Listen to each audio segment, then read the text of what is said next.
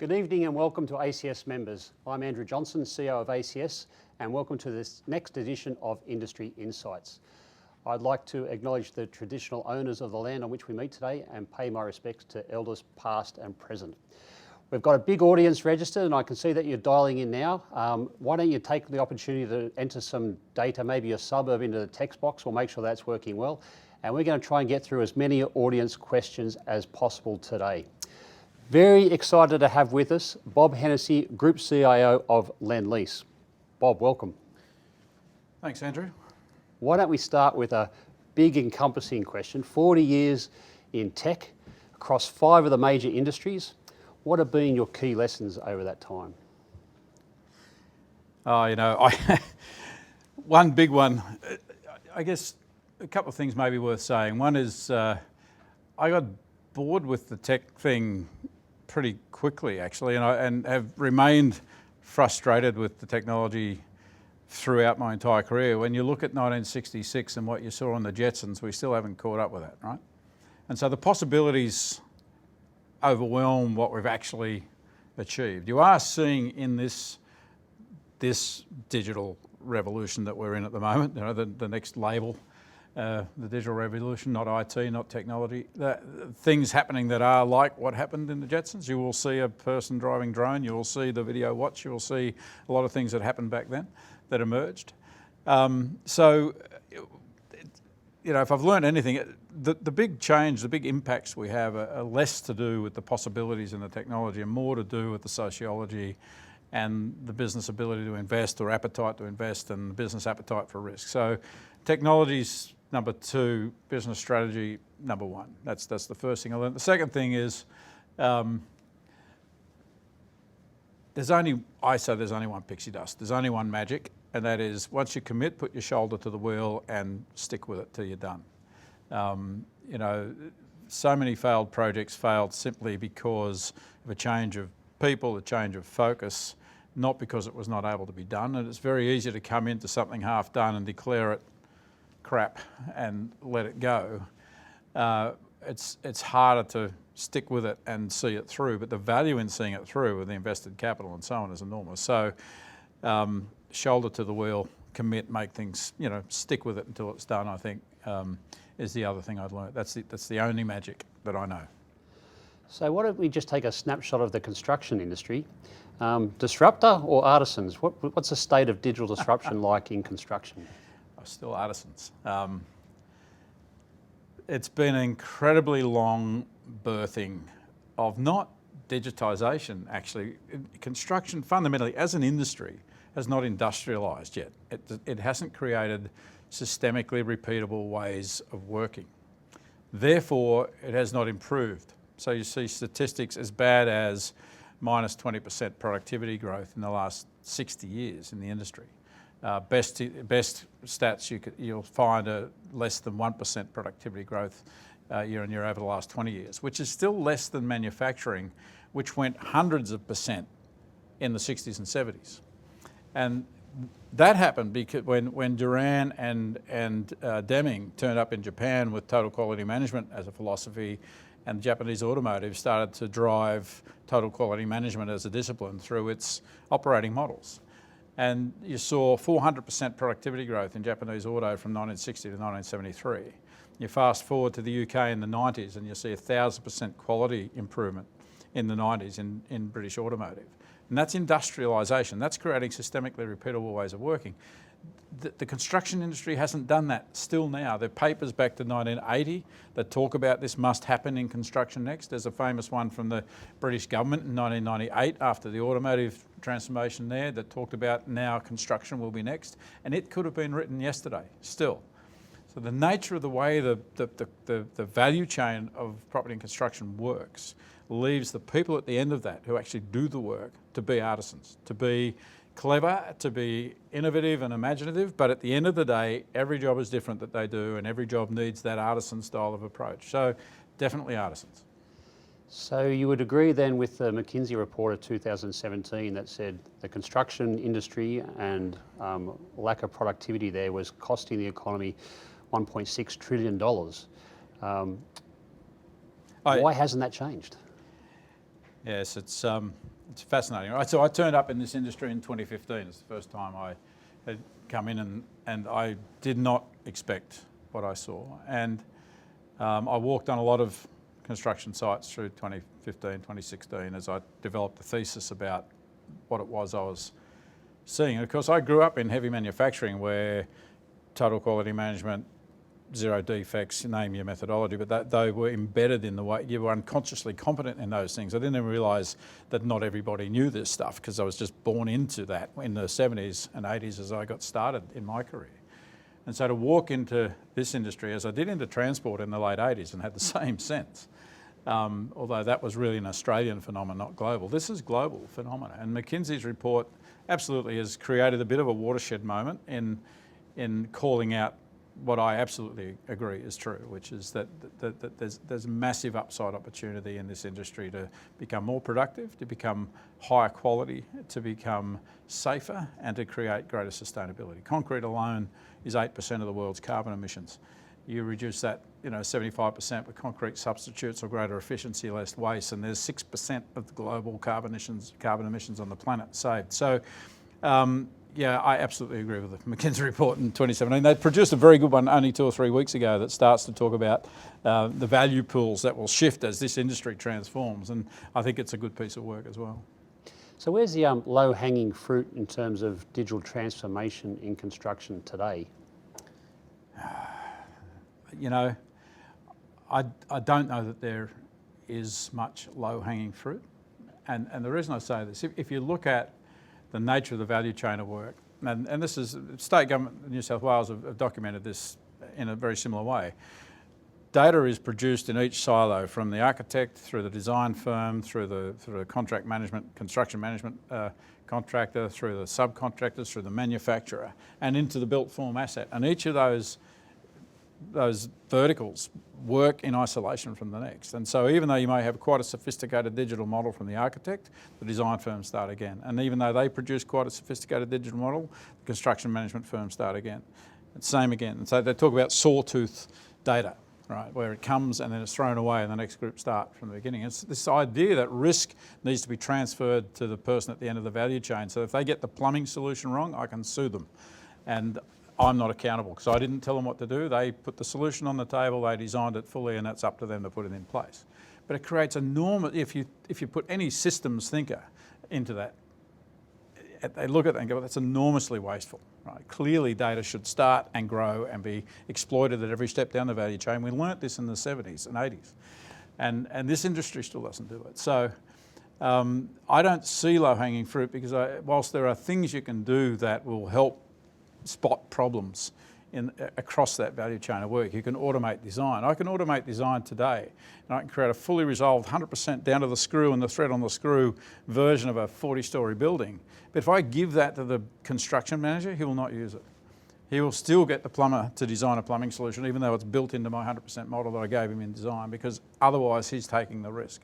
So the industry structure works against driving innovation in a systemic way, right? So I see 3%, 4%, 5% productivity gain through what you might call low-hanging fruit. I see 1,000% over 20 years through fundamentally changing the nature of the way the work is done. And it's not new science. This is what's happened in manufacturing, aerospace, submarine building, shipbuilding now for many years, automotive. It's just stealing from manufacturing analogues and saying, let's now apply those into the construction world. But fundamentally, the industry still doesn't behave as if it believes that idea. But there are a lot of green shoots emerging that you can see. So, I do think it's big disruption, not low-hanging fruit. I think chasing low-hanging fruit will miss the big idea. In terms of your own personal story, one that I'd like to ask you about, particularly given that we're heading into a recession for the first time in almost 30 years. Long time. You're involved in a management buyout and capital raise during the GFC. Just want to explore that with us a little. What lessons did you learn that might be applicable in today's economy? Look, I think there's always money around, and I think the best way to get money is to have a very good business or very good business idea that you can demonstrate's got traction. The first 2 times we went looking for money in our business, we were basically told we weren't thinking hard enough, we didn't need money. And I think that's a really important, that was a massively important lesson for us, was to really think hard, you know. And none of us were entrepreneurs. I always call it being an accidental entrepreneur. We were offered the opportunity for a management buyout. We went and did it. Took 7 months to dig it out. It was hard work, and then emerged out the other side, and really were so unprepared for the journey of owning our own business that we had to learn really quickly. We've found other people to help us raise the capital when we finally did.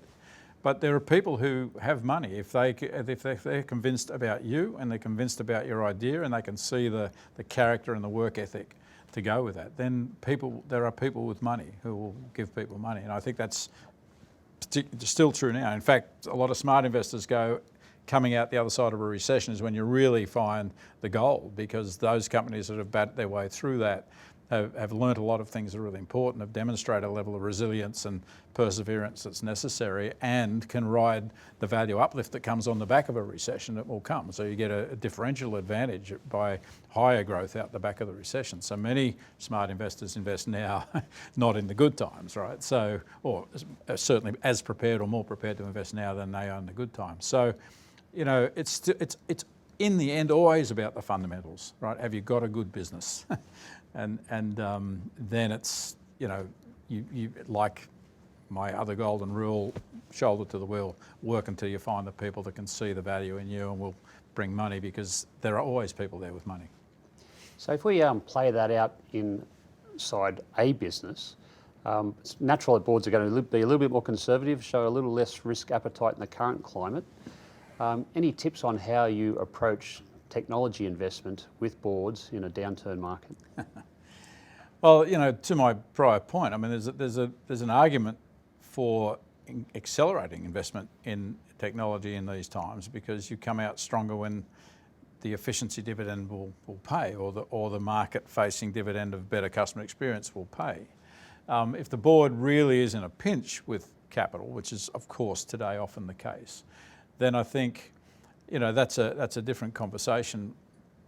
Other than, I would say that your first point about there being a lower risk appetite now, I'm not actually sure is 100% true. If you look at, you know, the imperative driven by necessity that forced us all to make faster decisions about big things that we would have taken months and years to decide pre-COVID, that in COVID we decided. You know, if you'd asked an organisation to go and put a plan on the table to get everybody working from home, we probably would have gone a year. We would have had 10 pilots. We would, you know, and we did it in a week because we had to, right? So I think boards have also learned the power of necessity, and so I think finding the compelling reasons, finding the compelling return, talking the language of the board in terms of the capital value of your company, or the efficiency that will yield better profitability, and finding those things to invest in. To me, I think it's a stronger sieve now that we're putting some of these things through, but it's still the same fundamental principles. And I think the best ideas will still get up. Certainly in LendLease, we have not wholesale withdrawn money from the digital agenda. In fact, in some areas we've not taken a cent away, believing it's critical to the future growth of the company. A recent KPMG survey indicated that 45% of businesses thought that innovation was only connected to the overall business strategy, which meant obviously 55% of businesses don't. How do you drive that technological transformation aligned to where the business wants to see itself in the next 3 to 5 years? It's funny, like the IT industry, right, which has become its own vertical, right, even though it sits inside businesses. The innovation industry has almost become its own vertical too.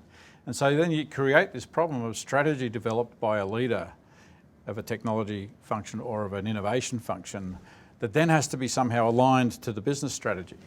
And it's back to front. If these things have to be a derivative of the business strategy. You get alignment by not creating misalignment in the first place. If you have a business strategy, that you then say, where are we going to need to drive innovation to deliver on that business strategy? And it has to come from that. And so, you know, some of this thinking gets confused, I think, because, in an industrial company like ours, for example, you look at an HP of the 1990s where, 70% of all new revenues came from products less than 3 years old, and you think that's what innovation must be, it's product innovation. And of course, they had high degrees of latitude in that context to innovate around any technological product, because that's what they were, was a technology company. They made printers and they made computers and they made, so you could add some other different type of product to the mix and go, we'll make one of those. In a property and construction company, the innovation has to support your property and construction company agenda, or at least be very explainably adjacent to that in order to ensure that it makes sense for your company to be doing it. And so you create the frame within which the innovation needs to take place. And if it's about safer work, then the innovation takes place in driving safer work. And you don't have to find alignment between some idea over here and the business strategy. It comes from the business strategy. So the business strategy should frame these conversations, and the mission that they set out on should come from that business strategy, and then you're aligned. So if we were to take the COVID-19 pandemic then, and business strategies are already in place, this has been a real disruption. Let's consider commercial tenancies. The notion of open floor plans, co-working, hot desking, people being reluctant to come back to work. How does that all play out in terms of the construction and commercial tenancy marketplaces over this next sort of 6 to 12 months? You can still feel the hesitation of people saying, oh, I don't really want to be on public transport. Yep. Do I need to go into the office at all? Well, look, I'm not a futurist, right? And I defy anyone to confidently predict the future at the moment, right? We are in, as we've all heard many times, we're in an extraordinary time. However, I think it's been amazing to me how prepared people are to predict the future based on a 3-month or 4-month event of the type we're having or are in at the moment, right? Now, it may end up being a 5-year event in its fullness, right, as you look at all the implications as they play out. But the idea, even individuals I talked to over the last 6 weeks have changed how they feel. People who've gone from, no, I'm loving this working from home, it's great, to I'm going crazy every time the dog barks, I want to shoot it. So even now we're all learning what it means, right? This whole phenomena. There are a lot of people who are happy with the idea of working from home. There are a lot of people who really want to get back to the office, where it's their only social outlet. It's the place they go to to interact with people, because at home they're alone, or they're in a small apartment with 2 young kids and they just screaming to get out every now and then and interact with adults. So, look, one thing's certainly true. I think there's going to be a far greater acceptance of the idea that people can be productive in diverse environments and working in and away from the office. I think there's no doubt that will be more accepted. Even the cynics, I think, are starting to understand that's true. I think that will mean less office space in CBD environments in the near term. You're seeing some companies already quitting office space on that premise. I think the thing I think will get legs, and LendLease actually have trialled some of this too, is the idea of regional offices, where you can simply put multi-company tenanted offices close to where people live. Because one thing we all know is people don't like the commute. That's what people really don't like. And so if I've got an office that's 15 minutes drive away, where I'm in a share space with other humans, albeit maybe from different companies, but at least I've got that interaction. I'm out of my house, which can be a bit confining, and I can sit down and do my work. Then I think that sort of model, and perhaps other models, that are derivatives of that, will start to take root. So, yes, I don't think there's any doubt there'll be some slowdown in the uptake of commercial office space in CBDs, but we've kind of been unable to keep up with the pace at which that's been moving for the last 5 or 7 years anyway. And you'll see more diverse ways of satisfying people coming to a work environment. But I just think the near term versus the long and mid term implications of all of this, I think it's just going to take, I can't predict. LendLease has had a bit of press in recent times about partnering with the New South Wales government around digital twins. Yep. Do you just want to take us through what that looks like, and how can digital twinning make our cities more livable? It's interesting, right, that the questions about digital twin immediately go to built form, right? They go to livability, they go to the smart city idea. In fact, the digital twin idea in LendLease was actually born of the idea of industrialising the design through construction process, having a perfect design that was then played out into assembly of a building, as opposed to the classic construction processes. So more like the assembly of a car or the assembly of a plane from a kit of parts. So the digital twin idea in LendLease was born from that place. Obviously, it applies now. If I have a perfect digital twin, that transitions through into that's actually what I built. I can give it to the asset manager. I can take that into the built form as well. Most digital twin dialogue is coming from the built form environment conversation. And the idea that the digital twin itself changes livability, look, much more heat than light on this over the last 2 or 3 years, right? There's a lot of hype about the smart city. I don't think we've really latched onto what are the real use cases that are going to make it better for people. You know, the one I love is control your own air conditioning. Right? And it's like no HVAC systems in the world yet could enable someone in an office space like this to create their own temperature block. You know, I want 22, he wants 19. Can't do it, right? It's impossible, but it's the sort of use case that gets talked about. Ordering your own coffee from, I mean, we're getting apps for that anyway. That doesn't need digital twins.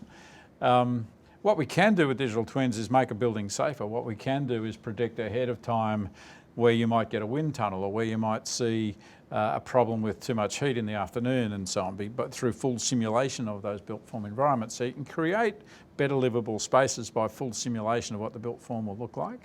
But we're still learning what people really care about too, right? We haven't been analytical in this industry, and so the measures of anything are hard to find. People's livability indexes are being developed now. You know, how much do I value being close to green space versus a childcare centre versus having a water view? And so what does that, you know, apartment facing the water over there have, what's the value of that versus the one that's, you know, further down the building with the childcare centre, you know, out the front door? So all of that measurement into this industry is only just really starting to emerge. City data is starting to be made available to allow people to start to do that kind of analysis, so that as you plan urban design, you can think about value and you can think about livability as you go. But it's been a very gut feel, artisan industry, right from property development through, right from master planning through. The state government are doing some really interesting things with digital twins of the state and so on. And I think the marriage of their data with urban planning, automation, etc., has got enormous potential to create great spaces, great livable spaces, great economical use of land, great sustainability outcomes, etc. But it's very early days to see the real value outcomes of that. You mentioned that smart cities have been a bit overhyped, and there would be plenty of cynics that would say the government stimulus has been put into smart services, whether it's you know, parking systems and the like, haven't produced great results. How do we get better returns from investments in smart infrastructure? It's got to be more than wind. It's got to be more than wind. Look, it is, right? But it's not all just about digital either. Right? It's not all just about digital twins. I mean, you know what LendLease did with the basement and the very buildings that we're sitting in at the moment, for example, in monetising the value of infrastructure. It was enormous. So in most buildings, you sell the building and you sell the associated basement. These 3 towers at Barangaroo have one big basement underneath all of it. And that was actually separated out when the investors bought the buildings. They didn't buy the basement. That's separate. It's making a return as a utility provider to these buildings. And so it monetised that value. That got you the first 6-star rated development in Australia, where we generate more clean water than we consume, where we are basically air conditioned by fresh air and so on, right? And so that sort of thinking got fantastic sustainability outcomes. As you industrialise the way of thinking about how you achieve those things, being able to do that repeatably is where the digital twin potentially comes in, because now I've designed it and I've done it, let's take that and improve it and then take it again and improve it the next time. Whereas we tend to still have another group of people sit down, chew the pencil and figure that out from first principles, because we've never industrialised or laid down those standard ways of operating that we can then systemically improve upon. So I think, look, there are enormous opportunities. If you look at the price of a car today, the quality of a car today versus 60 years ago, you see the power of industrialisation and digitisation, and that's ahead of this industry.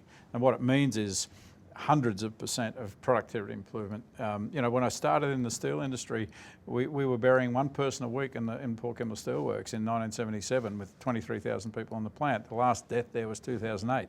Safety improves.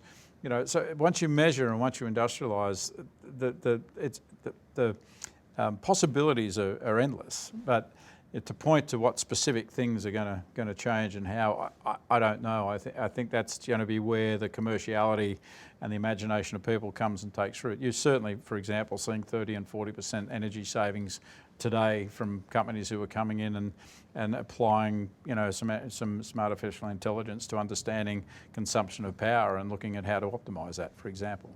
So lots of green shoots, lots of little examples of good things that are happening. But again, how it's going to play out, only time will tell, I think. Going to take our first audience question. Do you think the Australian construction industry is doing enough to work towards a more green future? Now, it's interesting.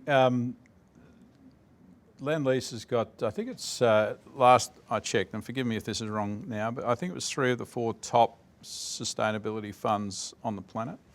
And they now demonstrably make better returns than funds not classified as sustainable. And so you're certainly seeing the industry over the last 5-7 years has shifted its mindset towards sustainability. I think it's hard to say we're doing enough, and I think that's locked into the same problems I talked about earlier, which is we haven't driven systemic improvement in this industry. So the pace of improvement has not been fast enough.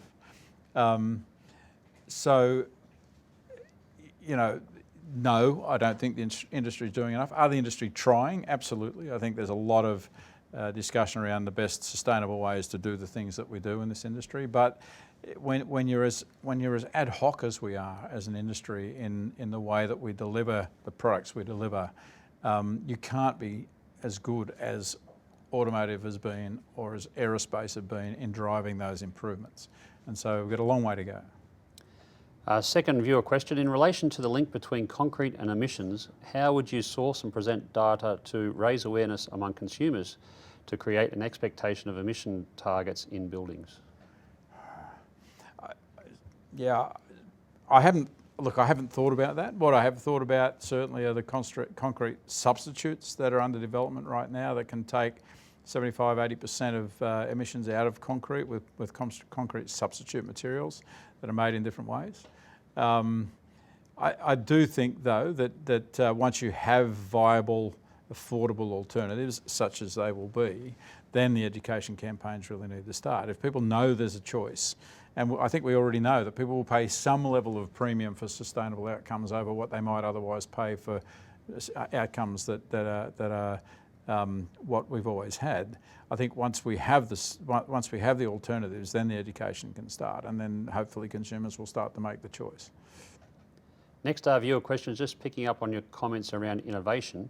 Do you think policy or legislative regulations are required in order for the construction industry to embrace innovation more? I hope not.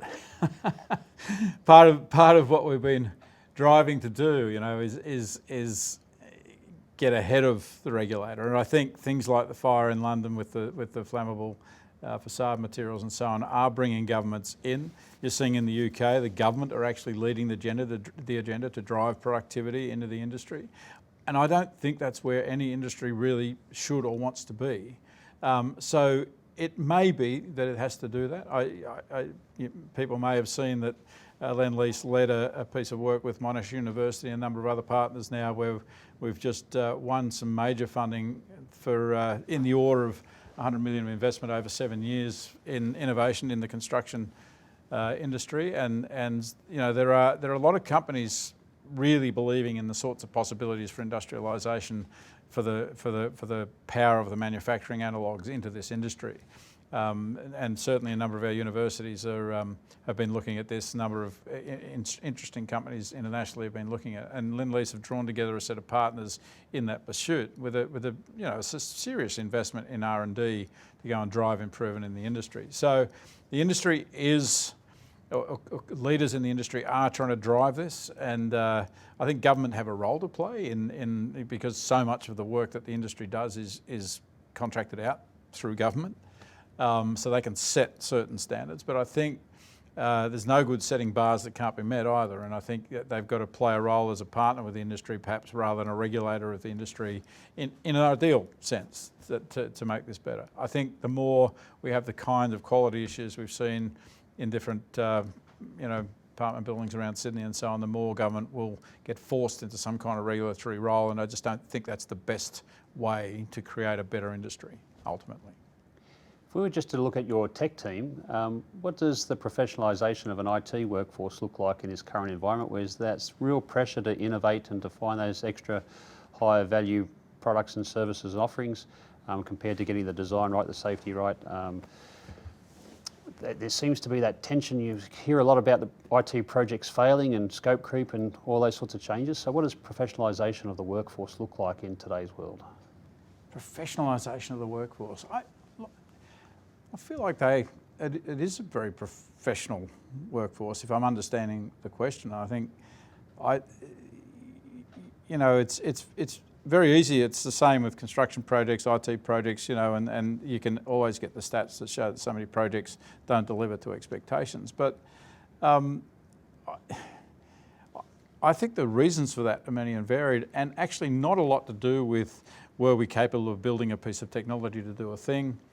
Do we have the right quality of people able to build a piece of technology to do the thing? They're far more about the engagement with the idea, the communication between people, the commitment of people to invest the right amount of time to get to an outcome, the understanding of business executives around what it really means to own a product that's going to be delivered and to do what it takes to ensure that the technology piece is built correctly. And certainly the technology groups have a big role to play in the education of those guys. But very often the power play is so out of balance, and the IT guy walks off with his tail between his legs going, he hasn't been clear enough, but then can't push back and go, I'm not going to do anything until I help you be clearer for me. So it needs professional management and professional executive management who can play a role to help bring that together. I think, so I hope I've understood the question about what you mean by the professionalisation of the workforce, but I don't think it's the quality of IT practitioners that's at issue when we talk about solving some of the sorts of problems you've alluded to around expectations in delivery of programs and so on.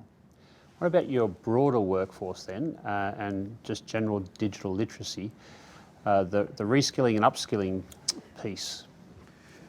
Yeah, it's interesting, isn't it? Gartner have got this term, digital dexterity. It's probably a terrible term, but talking about the measure of digital awareness and digital capability in organisations, and there's cart and horse in this. The single biggest factor that they talk about that lifts the digital literacy of an organisation is the tools people use every day. So we don't go and train people how to use Facebook. We don't go and train people how to use Twitter. We don't go and train them how to use that app to go and order your coffee, or the train timetable app.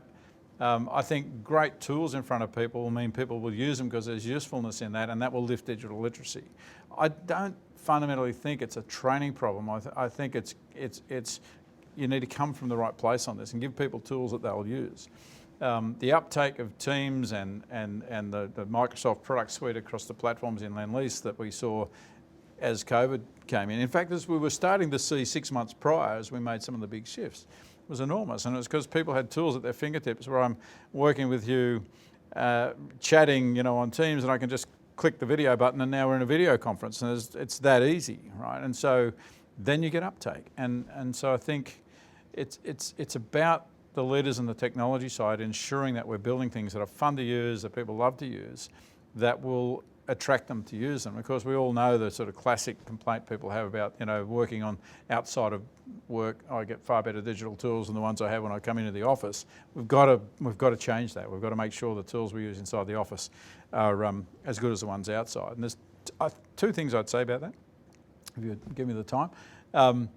One, we've got to stop the project mentality and move to a product development mentality. So that's kind of an agile conversation, but it says don't just deliver the product, shut the project down, actually stand up something that delivers far more iteratively and continues to invest in the product until it's something people love to use.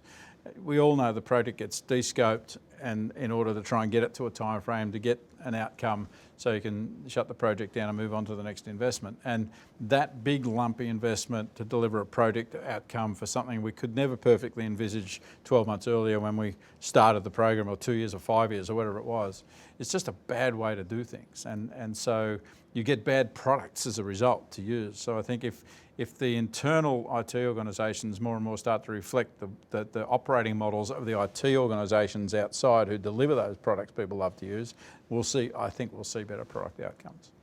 So if we just take a different slant on that question then and consider the cyber risks landscape, maybe over the last 5 years, how much has that changed? And then your team members being one of those primary areas of the greatest risk, managing that process around digital literacy and maintaining a strong cyber posture.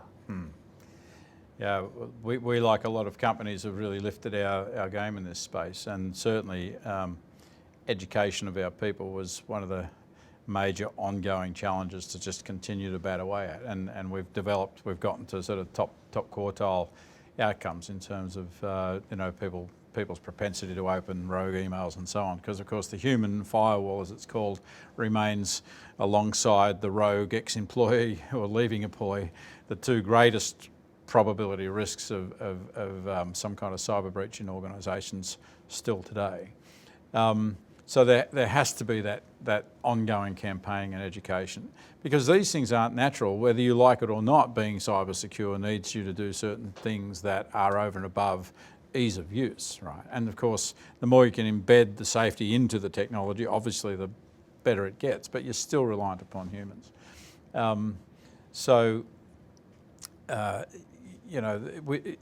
It's climbing a ladder in quicksand, the whole cyber game, obviously. Now we've got multi-factor authentication, the hackers are starting to breach that, and so it will go. And you can put all the acronyms around, advanced threat detection and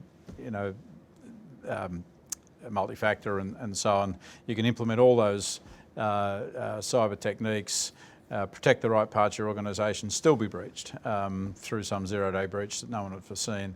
And then it's about response and your ability to react quickly, not just about the idea that you could ever protect yourself 100% from these sorts of things.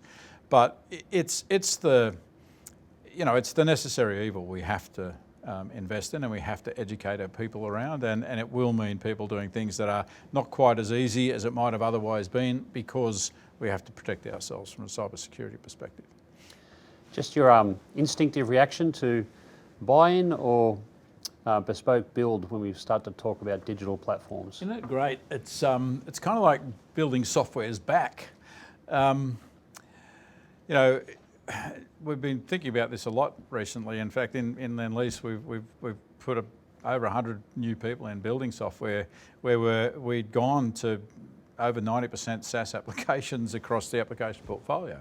But as we've seen the sorts of opportunities that there are to disrupt the world, and the fact that no software really exists to support some of those operating models in this industry, we've said, well, we've got to be part of making that happen ourselves. I think, if you think about the evolution from when I was writing software in the 70s and 80s, and we all wrote our own software then, to packages emerging, to SaaS applications and cloud-based applications starting to emerge, you've gotten to the point now where part of the power of the SaaS app is I don't have options to change it, I've just got to figure out how to use it. And where that's not differentiation in your business, that's fine, right? How I close out the chart of accounts probably is not going to be the difference between me winning and losing the battle with my competitors.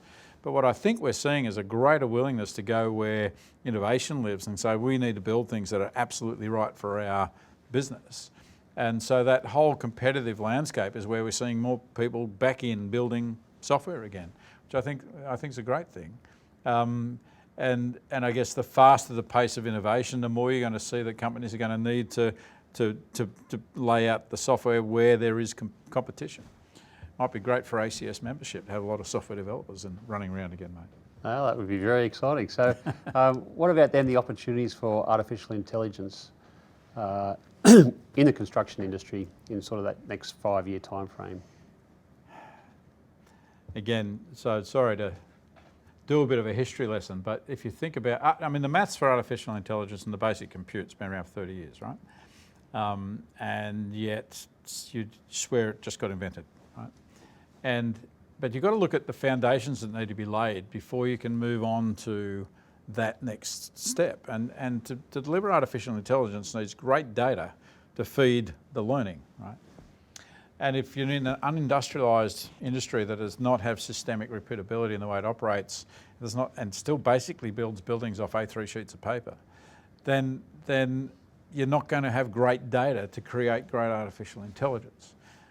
Banking's had what data for how many years now? And they've used artificial intelligence in one place where the pain was, and that's fraud detection. And yet all the opportunities you can consider that we thought about back in the 2000s, early 2000s, late 90s, that were possible and are still possible, haven't been done. That could have created far greater customer experience, understanding of how I spent money, particularly with the consolidation of people's finances into single banks, where with online banking particularly, we'll just put it in one place because it's easy, right? And yet they've done very little with it. But they have a foundation of quality data that they could use to drive artificial intelligence on top. And hopefully that will come to value for customers. So I think it's a long burn in construction. I think the quality of data in the industry is low, and I think it's going to take a long time before you see great artificial intelligence use cases driving real value in this industry. Manufacturing's doing it, because manufacturing, again, have had ERPs for 30 years now, and they've been building foundations of great quality data that tracked and monitored everything that happened in a manufacturing site for years, and they know where the errors occurred, and they can build intelligence off the back of that knowledge. This industry doesn't have that today. And so I think it's a long journey yet for artificial intelligence to drive real quality into this industry. The good news is I still think there's 1,000% productivity and massive sustainability, safety and quality improvement possible over the next 20 years through industrialisation and digitisation. That'll lay foundations in data that within the 5 to 10 year time frame I think can really start to drive great value out of artificial intelligence. But you've got to lay the foundations. So not everybody agrees with me on this, but that is my point of view. So in that chicken or egg scenario, what does data science and the profession look like in construction? Are you investing in technology professionals, data science professionals now to get that data collection happening, and then how to structure it and get the underlying principles right? We are, and part of the challenge at the moment is that, well, let's get the data in a place and let's start to poke at it and understand what value there might be in it. Of course, there's data coming out of HVAC systems, there's data coming out of lift systems, there's data coming out of your water systems, there's a lot of data coming out of buildings that's built form that we can learn from. We can know from the light sensors how the occupancy is looking in the building. We just don't use the data for that. So if you move away from the value chain from property through construction of buildings and you move into this asset, there's a lot of data here that you can collect and potentially use for good things, but we need to still understand what those use cases are that people are going to respond to. But I can tell you today, off the light sensors, whether a meeting room was used and how much throughout the course of a day, if you want to know that. And we've been doing experimentation around those kinds of ideas, just using data that already exists to try and understand what we can make of it. So yeah, absolutely, we're starting to apply that sort of thinking. And who knows, there may be some great breakthroughs off the back of those kinds of that kind of experimentation. Lots of questions coming in from our viewers. Where does Australia get its biggest influence when it comes to design buildings and cities? God, I'm an IT guy, Blake.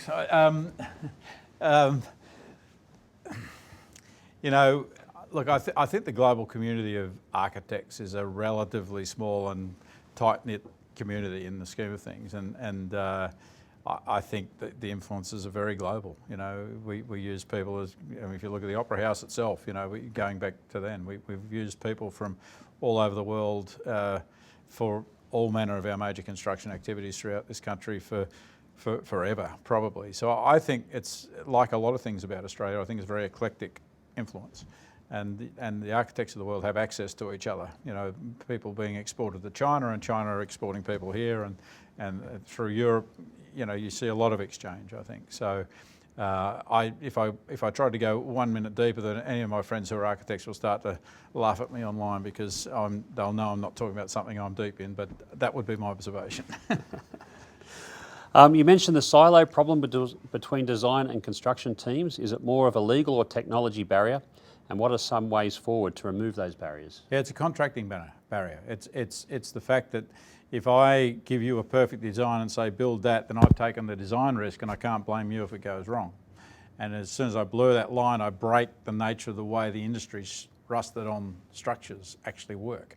We're the last industry almost on the planet, I think, that believes in combative supply chain management. If you look at the case study of the Boeing 777, it was the first fully digitally designed aircraft.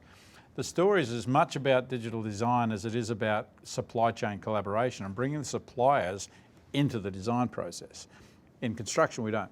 We finish the high-level design concept, and then we give a large document to the plumbing subcontractor and go, take your 6 months and figure out a plumbing design for that. When we could have automated it in 4 minutes and given him the plumbing design just to go and cut the plumbing for and come in and assemble, but we don't. So it's a contracting problem. It's a legal and contracting problem. But it's the deep belief system in the industry around that's the way things are done, and it's a global phenomenon. I think you might have answered this next question based on that, which was, do you think construction companies are effectively using IT technology to keep their data safe or still too dependent on paper? Anything else to add? Massive. I had a bit of fun the first 18 months I was in the business, and I started every time I went to a construction site and saw 2 or more people standing with an A3 sheet of paper doing that, I'd go and ask them what was going on, and inevitably it was there's a hole there and there shouldn't be, or there's a pipe there and it's supposed to be a cable, or there's, it was a rework issue of some kind, right?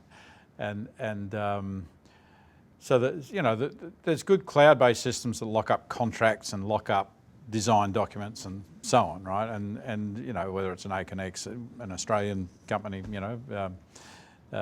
billion-dollar valuation, sold to Oracle now, etc. There are plenty of good companies who are, for the artefacts we have and for the data we have, are able to lock it up and have it be secure and so on. But the value is still in the documents that we have on paper, or the idea or the intent of what we have on paper being translated into digital processes that plan and track and monitor through what I call operational systems in the same way as we do in manufacturing. It's like not having a bank teller system in a bank. Knowing your balance, you expect when you go to the bank, if you look up your bank balance on your phone, or you look it up through the internet application, or you go and talk to the teller, or you do it through the ATM, it's going to give you the same number because it's sitting in a master record which is up to the second, right?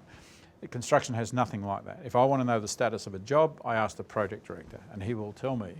And about the only empirically provable quality data that we've got on projects is cost, because we know what we spent. But the plan and the forecasts are still approximate science compared to manufacturing-like industries. Next viewer question, what would be your advice to a young ICT graduate willing to join the Australian workforce? I have these conversations a bit, and it's a massive land of opportunity. I mean, there's a lot of hot spaces in the digital world right now, and it's hotter than it was probably last time it felt like this was as we moved out of mainframes into distributed computing or something in the early 90s. I think this is the hottest time in the industry, and it's almost also getting a bit I mean, it's got its nerdy reputation, but there's a bit of cool about being in the tech sector as well, right? Knowing the things that you can do, landing rockets and stuff, So I'd just go for it and take every opportunity to learn, become an expert. I think that's the biggest thing I'd say, is become an expert. Don't be inquisitive, compare yourself to the best. Don't just cruise along, don't just be good enough, whether it's in the cyberspace, or it's building software, or it's doing augmented reality, or it's doing virtual reality, or whatever form of deep tech you get into, get across the whole discipline, but then become really expert. And I think once you're expert in any of the disciplines, you understand what it takes to become expert in others. And you can be expert in more than one. You can actually be expert in more than one. Next viewer question, picking up on your earlier comments around boards. Construction industry often faces challenges to get budget for innovative IT projects. Do you believe the senior construction industry executives realise the impact of these projects? So you've spoken with passion. Do our business execs understand the power of technology to transform? It's interesting. Right to the first week I was at LendLease, I was speaking to Steve McCann, and I made an observation. It might have been the third week, because I'd started to get a bit of a sense of a few things even then. And I said to him, look, it's an amazing place where this company that appears to be doing so well is ready to change and become better. And I said it's very unusual in my experience. Normally it's the smell of death. It's normally really people who are worried about the company dying who finally create the impetus to change and do better. And Steve said, well, yeah, but I get out of bed every day thinking that, you know, with the fear of death, because I know change is coming. It must be coming to this industry. He's a well-educated guy, he's seen other industries. And so I think conceptually, construction industry executives now understand that there's a change coming. I think that's become the conventional wisdom, that there is change coming. I think understanding in their bones what that really means, I think is really difficult when you haven't seen that happen. You haven't been in an industry where that has happened. Because there's a large percentage of construction executives who've never been in other industries. So, certainly some have, but some haven't. And so they've never seen that kind of transformational effect occur. So it's very difficult to really fully appreciate it if you haven't gone through that cycle, which is why it's taken people coming from outside industry to start to really stimulate the idea of this opportunity. It's taken McKinsey reports to get people to lift their head up a bit and go, geez, there's something changing here. Or someone like Katira, who's come from totally outside the industry to create a dialogue around transformation and disruption of this industry. It's really only the last 5 years it's taken root. As a CIO, what's the one aspect of your job that keeps you up at night? Yeah, kids and dogs keep me up at night. Work, at the end of the day, you know, I go hard, I work a lot of hours a day, but the only thing that's ever kept me up at night when it wasn't my own business, where the bank account used to keep me up at night, is just human relationships and the challenge sometimes of getting past, you know, when you say the sort of things I'm saying about an industry, you do offend people, right? You offend smart, well-educated construction management who have me sitting here going, they don't understand something, or that there might be 1,000% productivity gain in the next 20 years. I did get, you know, not physically thrown out, but certainly verbally lashed more than once in LendLease for suggesting after, you know, 12 months in the industry that I could see there might be 20 or 30% productivity to be gained.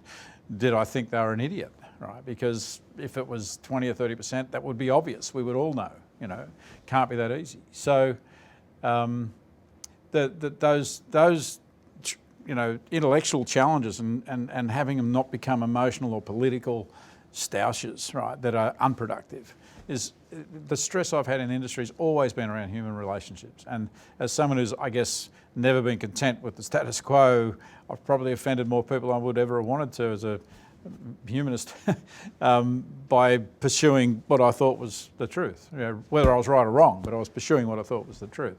And I find that hard. I find those human conflicts difficult. I don't like them.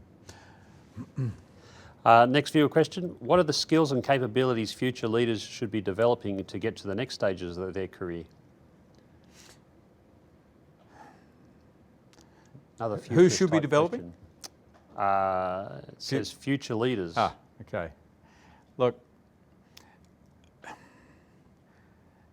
people number one, people number two, people number three, then the stuff you can learn, right? Content, understand your business, understand the numbers. You know, I mean, I thought I was financially illiterate until I had my own business. And then those words about knowing the difference between cash and profit and the reality of knowing what that really means in your gut comes home to roost, right? I think being inquisitive, becoming expert in whatever it is that you do, right? I think, you know, the days of the idea of some generic manager being enough as a career thing. I think it's difficult to really lead powerfully if you haven't really been in the trenches and been an expert at something, whether that's finance or logistics or IT or whatever it is, but be an expert and aspire to that. And I think, because once you've been around or been part of being expert, it creates an awareness about the value of that in every discipline, in my view. And then as an executive, you've got a real value for those things that are really going to make a difference, and a real sense of the difference between the best and the average that can be massive, right? It's not process worker value. You know, I don't get 3 times the value from the best that I do from the worst. I get 50 or 100 or 1,000 times the value from the best than I do from the worst in knowledge worker sort of context, for example. So I just think being expert, being inquisitive, understand your business, be financially literate, that's probably a long enough list, right? What has been your biggest technology failure and how did you turn it around? Biggest technology failure. So I thought you were going to ask me my biggest failure, and I was going to say I used to be good at cricket, soccer, and tennis. I represented in all three, and I underachieved in all three. And I learnt about actually, it doesn't matter how good you think you are, you got to do the work, right? So I learnt that. But now you've narrowed it to technology failure. I'll give you the one that's I don't know, the best one I could think of, which was, you know, we built a whole new platform in the transport system, in the transport world, when we were putting new industrialised transportation platforms underneath transport companies in TNT. And we launched out and we picked Infomix's New Era product to build it. And it never got out of beta. And so we had our entire operational set of platforms in LendLease built on a product that was never actually came to market. So you could say that was a big fail. We ran it that way for about 5 years, and a guy called Andrew Johnson, who I'll always admire, who's one of the top 10 guys I've ever known in the industry for his capability, was with me at TNT, and he eventually wrote some software to convert that into C, and that software continues to run today. So it was a fail to pick a product that never got out of beta, I'd have to admit, but we made it work, shoulder to the wheel, right? And so even that didn't end up in a disaster. Well, not in my sense anyway. Next viewer question. What does the future for 3D printing look like in the construction industry? Oh, it's you know, we talk about this and talked with the board about the idea that we're an industry with the possibilities of Industry 4.0 in an industry that hasn't been through Industry 1.0 yet, i.e. industrialisation. Not much you can see in this room couldn't be 3D printed off a digital model. And so the power of 3D printing is enormous for this industry. It's 3D printing, it's fabrication, it's precision manufacturing, whether that's additive or in whatever form. And 3D printing will be part of it as we continue to innovate around material science. I think, you know, if you're going to invest money today, I think that'd be one of the really smart places to invest it, right? Because I think material science and the ability to 3D print more and more things rather than ship them from remote countries around the world will fundamentally change supply chains, will bring manufacturing back to this country, in my opinion, as we've seen with face masks being 3D printed, and will drive massive efficiency and quality gains. So yeah, I think it's an enormous potential. What is the one policy or key priority area that you would champion if you were advising government? Self-determination of the Indigenous population, but given we're having a conversation about technology, also bringing them in and creating a whole program around diversity of people coming into the technology sector, which has got to be one of our major growth drivers in the years ahead. Certainly going to be a major growth in the property and construction sector. You know, arguably the largest industry on the planet, 13 trillion or something it's valued at now. So getting women, getting our Indigenous people, etc., all well represented in this industry and creating opportunity and stimulus for that to be from kindergarten forward, right? Something that we're directing people into, I think, is a massive opportunity. And you know, the greater ability to self-determine that our Indigenous people and our Indigenous businesses have. I think Indigenous businesses are some ridiculous number, 90 times more likely to hire Indigenous people or something. So to stimulate, have those businesses cross that tech divide and come into the tech sector and participate alongside, I think is one massive opportunity to create, you know, real movement in equalising the experience we all have in health and wealth, you know, in this country. What about your tips on how do you manage your vendor partners? How do you make that collaboration really work and get the value that you're looking for? Oh, you said the partner word, and it's obviously, as you know, I mean, it's so overused, and yet it is about that, right? It is about finding the things that are going to work for them, work for us. I've been across the table from a lot of vendors over my career for sure, and seen some very bad outcomes. I've done some insourcing of outsourced stuff. I've outsourced some stuff. I've not been an outsourcer really. Albeit with the current world of cloud applications and so on, effectively you've got outsourced, software and support and infrastructure, right, if you're using cloud. I think where I've been most successful in getting good outcomes is where you resist this classic idea of I'm going to prescribe everything I want from the vendor, then I'm going to score them all against this very prescriptive way of looking at what I want. And go more to, I'm going to have a conversation about outcomes I'm trying to achieve, and I'm going to allow them to bring to me their way that they would go about doing that. So I find the DNA and I find the culture and I see the dynamic that starts to grow between those organisations and you as a buyer to understand where it's really going to work. We all say culture fit's important, it's always a tick on the box, and we try and assess it by watching people present to us or something. But if you live with people in a creative process, you learn so much more about them. So for me, the best examples of where I think we've had successful relationships is where I've been very loose on any prescriptive idea of the thing I want, been tight on the vision we've got, and asked them to fill the blanks and bring the best of what they have to me, and then contract with them around the way they're going to work well with us, and pick the one that feels best. So, hope that gives you an answer. What about group CIOs, massive portfolios, huge projects? How do you keep abreast of technological change?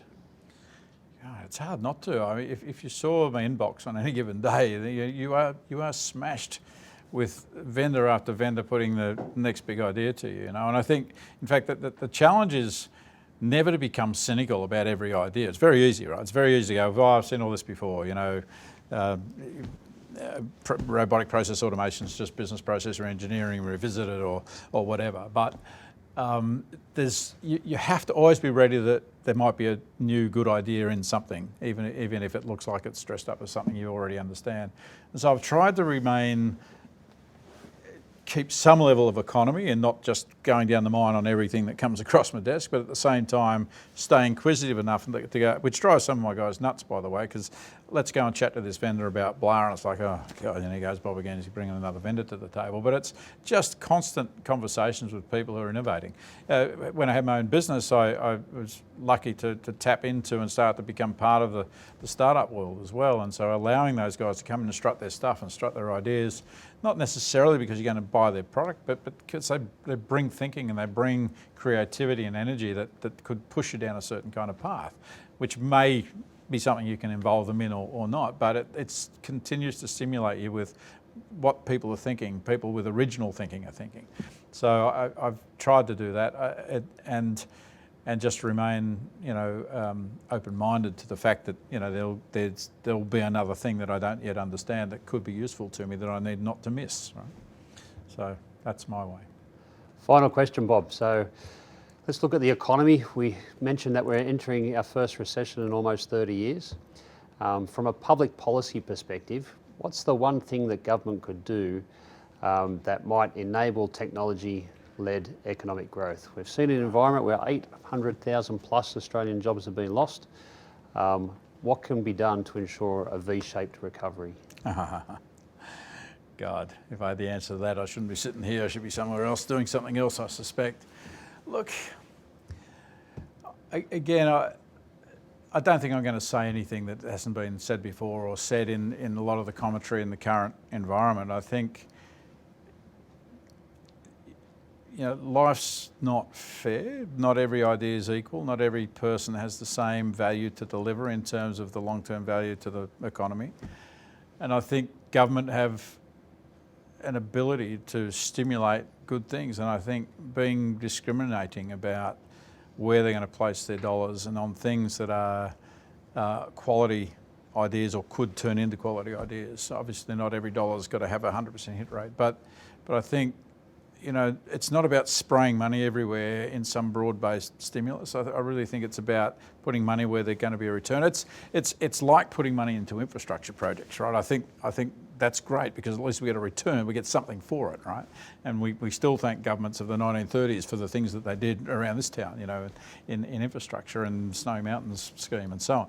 So I think that in the tech space, if you can think about, and now I'm making it up as I go along, but if you can think about, where that intersection is between the things that are going to make the big difference, like infrastructure projects, and how I can enable technology to play a role, and advance the cause of industrialisation of those sorts of programs through setting a bar around how we're going to digitise more and more of what we do in that space. Potentially there you stimulate growth, you're going to drive productivity, you're going to enhance the quality of those products out the other side. If there's enough attention to continuing to apply energy to ensure that that's the case, rather than just throw money at things and hope something good happens, right? So, look, freewheeling, and as I say, might be a stupid idea, but that's what came out as you asked me the question. Bob, thank you so much. You've been really generous with your insights. And so thank you once again for joining us for ACS Industry Insights. Thanks, Andrew. That's all we have time for tonight, folks. Thank you once again for a large numbers joining us. We look forward to having you next week. Good night.